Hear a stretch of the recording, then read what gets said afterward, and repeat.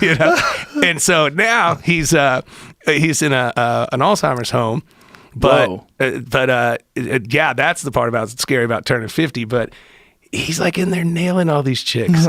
I mean, we go in there and he's like making out with some girl with a nasal cannula on and carrying her oxygen bottle, and he's convinced that they've been married for a few years. I have a bit in my act about the outbreak of STDs in nursing homes. It's out of control because of Viagra.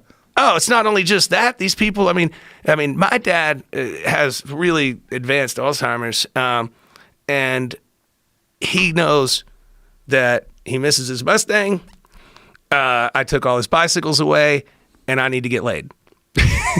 That's it.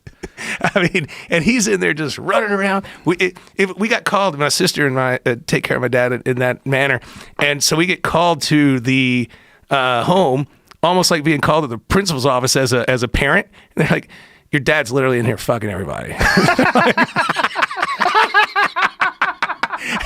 Like, I mean, I literally had the feeling of getting janked in there to the principal's office. Like, your kid's a fuck up. Your dad's fucking everyone. But you had to be proud.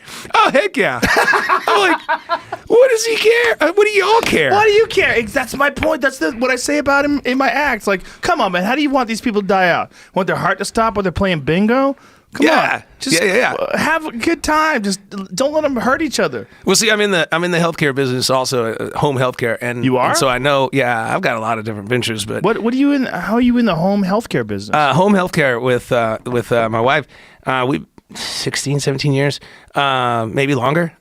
So in the state of Texas, it's probably the second or third largest home healthcare. But I'm talking real home healthcare. Like, you got to get shots, you got to get therapy.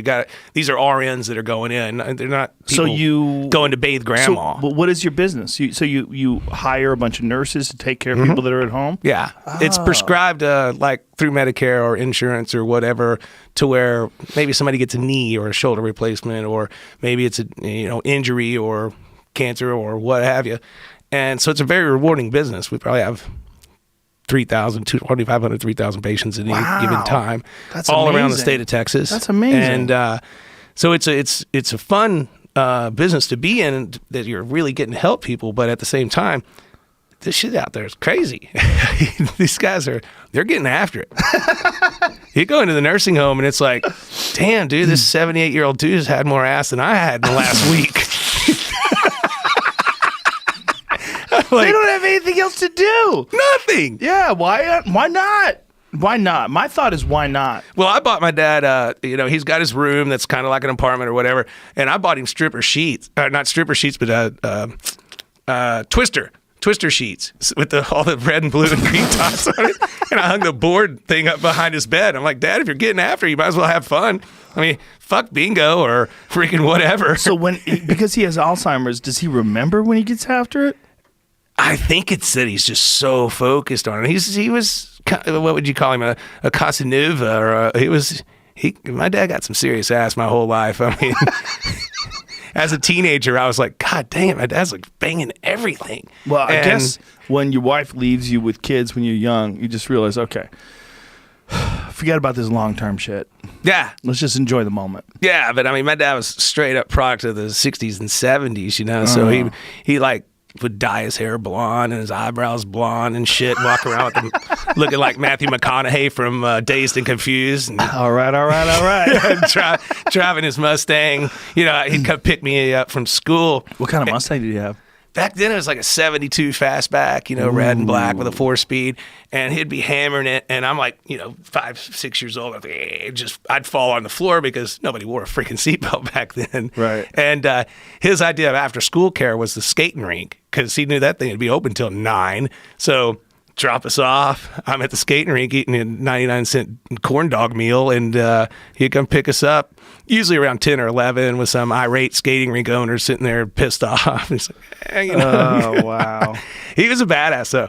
Or is a badass still. I mean, he's nailing chicks in a freaking nursing home. Come on. It's so weird when you become an adult, isn't it? Oh, yeah. When you think about, round 4. Well, here we go. We got to drink one for Raymond Rawlings. For sure. Raymond Rawlings. Raymond Miller Rawlings. Baddest motherfucker that ever lived. Salute. For sure. I mean, I guarantee you he got more ass than you and I did this whole week. I believe it. He's freaking probably banging one right now. Yeah. It's like, hey, what's that noise in the back? Sounds like my son. Is he on the TV? Well, plus, the goal is, like, or the bonus, rather, is that they can't get pregnant. Well, you got that. Yeah, I mean, it's over. Yeah, well, know? I mean, that's not happening. But you can still get some diseases and stuff. Yes. And they do. Yes, they do. But the thing is, where are they getting them? Well, somebody had it, and then the next thing you know, all 100 people in that building have done it. Right, but did they have it already? Or are they getting it from the building? No, they had it already. They had it already. So are you dealing with herpes, or are you dealing with, like, the real weird ones, like syphilis and gonorrhea and shit? The syphilis and gonorrhea is like, hey, you got to treat this. Where are you getting this? Oh, no, it's prevalent. It's everything. Right, but the question is, like, are they getting it from outside sources? Maybe. Maybe.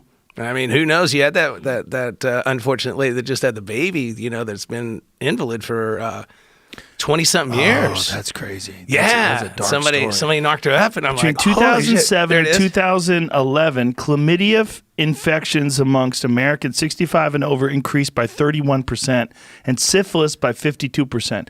Yeah, but the problem with that is 52%. All right, okay. Let's say there's 100 cases. And then the next year, there's 150, all right?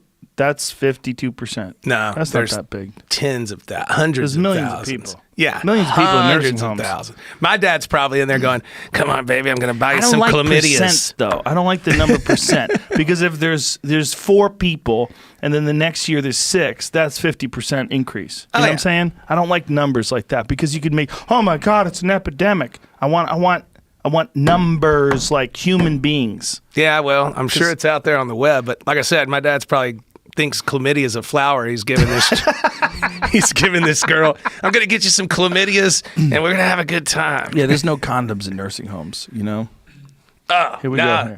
We got a worse one. 43,000 reported cases of chlamydia among people 45 and older. Okay, but I'm 45 and older. That's normal. 45 and older, people are walking around, meeting new people. I wouldn't think 43,000 seems like a very low number. That's super low. That's what I'm saying. That's why I don't like these percentage numbers. Gonorrhea from doing this podcast all these years, I understand when people can make things seem greater than they really are. Go back to that, Jamie. Do you have your AARP card? No, but someone sent one to us, to me and Ari, at the Comedy Store. But I think that was some asshole. 43,000 sounds low. Yeah, primary and secondary syphilis, 5,650 cases were reported in this age group. But that age group, 45, the thing about 45 and older is 45-year-old people in 2019, it's not like 45-year-old people in the 60s. Absolutely. These animals are out there fucking hitting the gym and doing squats and flying to Thailand. They're probably getting it from the sweat on the gym bench. They